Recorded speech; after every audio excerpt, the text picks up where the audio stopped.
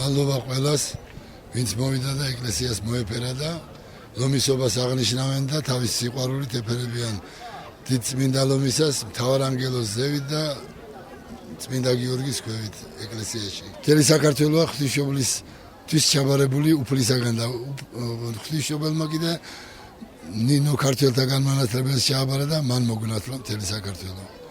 იხარეთ და იბედნიერეთ და დროშებით მოსული არის ქართული ოცნება. და ღმერთმა ხელი მომართო და კარგად ამყოფოს და სუსიხარული და ბედნიერებით იხაროს ქართველმა ერმა.